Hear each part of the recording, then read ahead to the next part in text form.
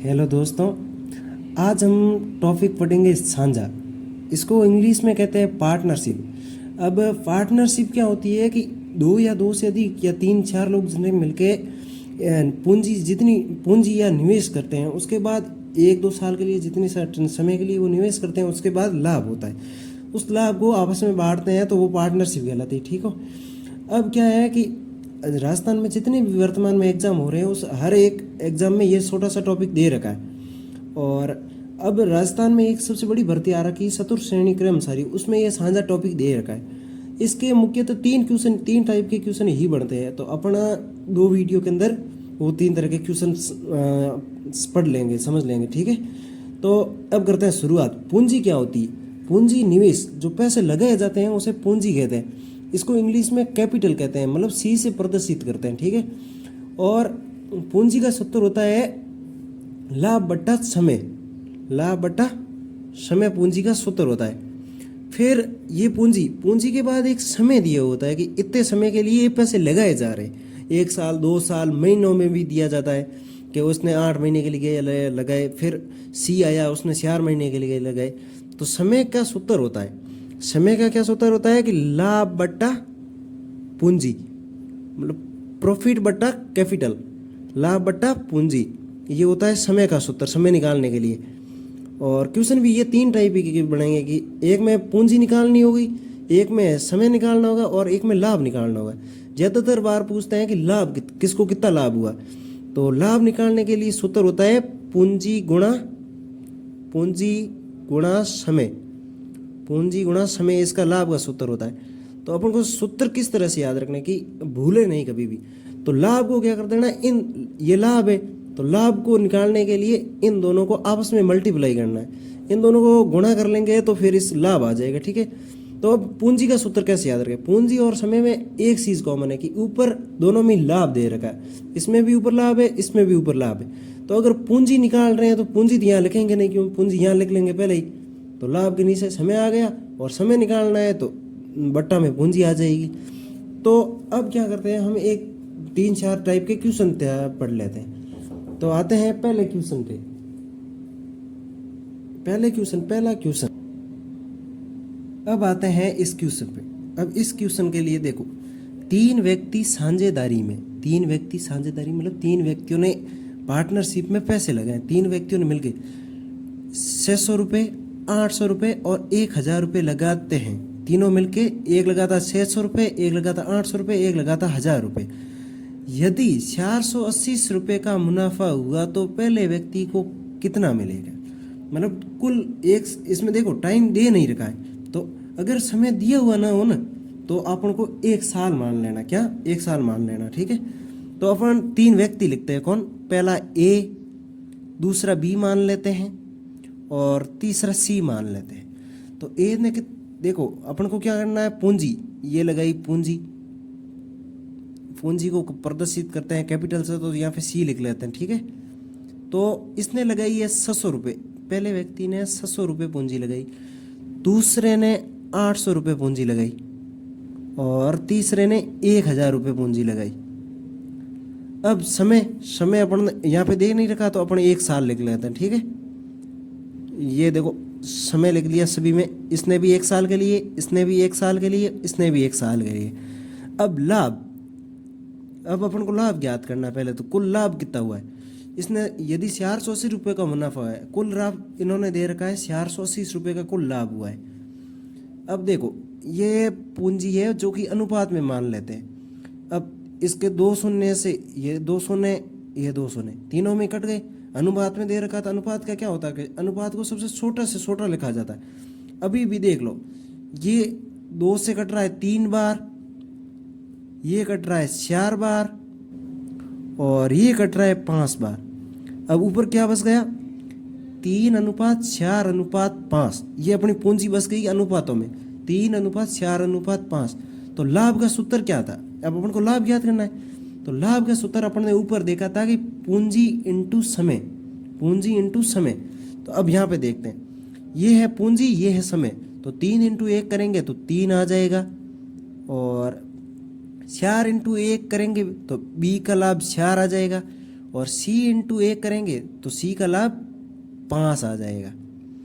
अब ये कह रहा है कुल लाभ 480 रुपये हुआ है, और यहाँ पे अपन को कुल लाभ हो रहा है 5 4 9, 9 और 3 12, ये कुल लाभ हो रहा है 12 का। तो अब अपन को ज्ञात करना कि 1 के बराबर कितना लाभ है।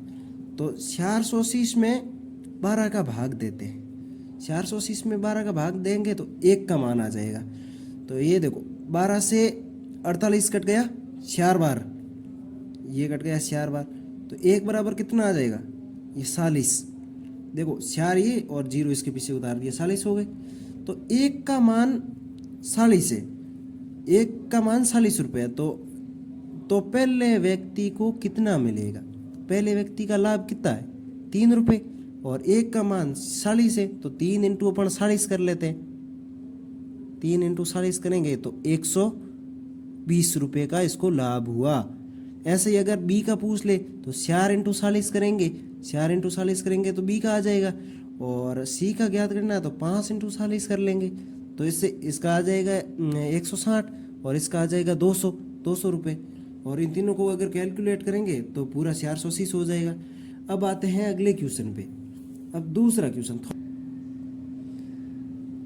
क्वेश्चन ये है कि ताज, पूनम और राजू ये 3 लड़के हैं, तीनों ने एक दुकान क्रमश 27,000 रुपये, 81,000 रुपये और 72,000 रुपये लगाकर खोली।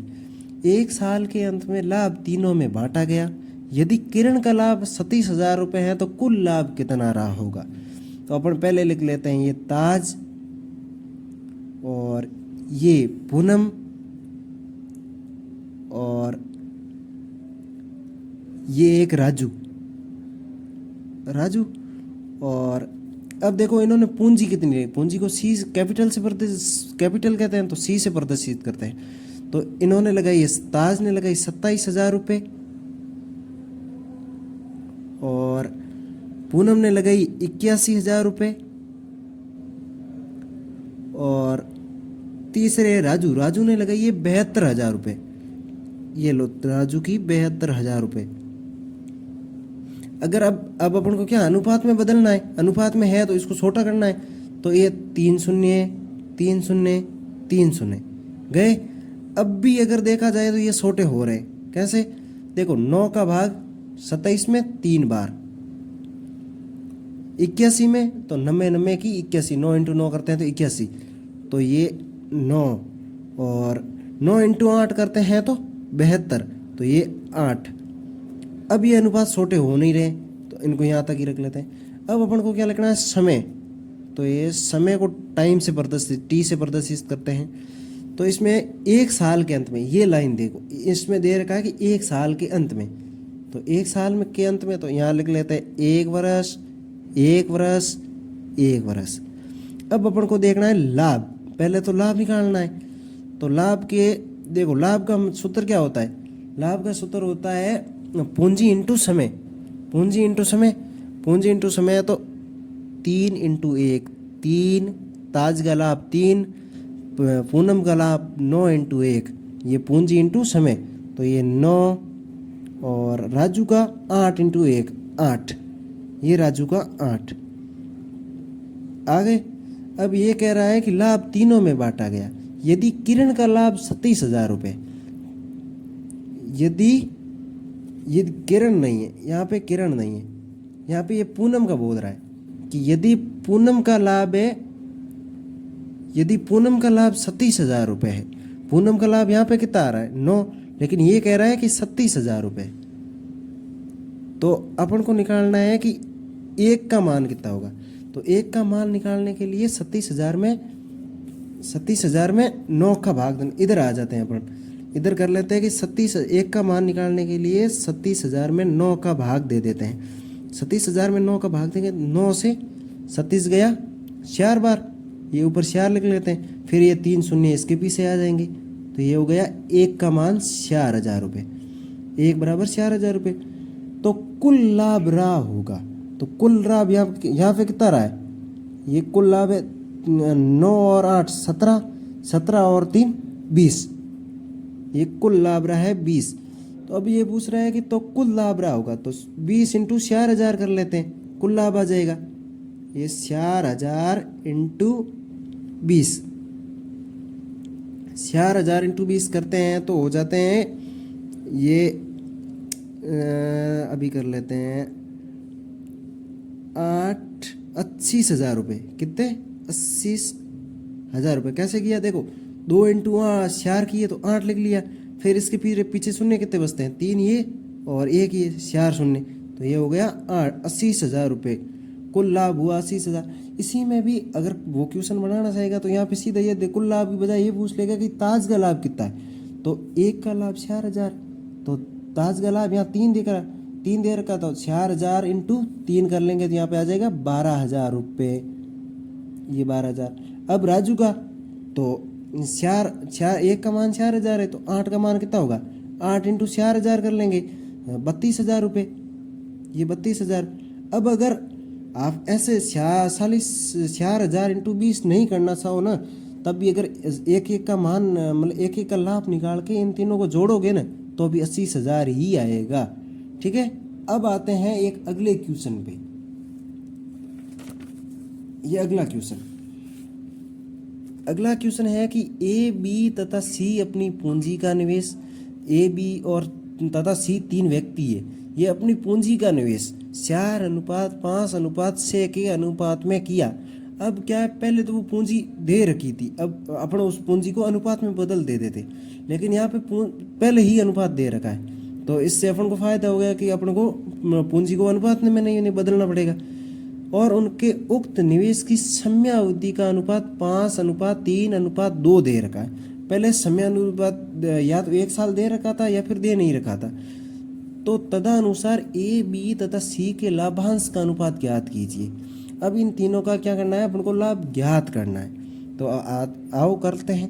ये ए, बी और सी और इनकी पूंजी का अनुपात है 4:5:6। ठीक है।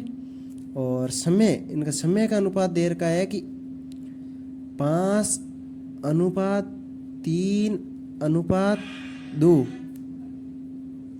और अब आते हैं अब अपन ने टाइम लिख दिया, तो ये क्या रहा है कि ए, बी तथा सी अपनी पूंजी का निवेश 4:5:6 के अनुपात में करता है। अपन ने पूंजी का निवेश की अनुपात लिख दिया, तो ये 4:5:6 के अनुपात में निवेश करता है।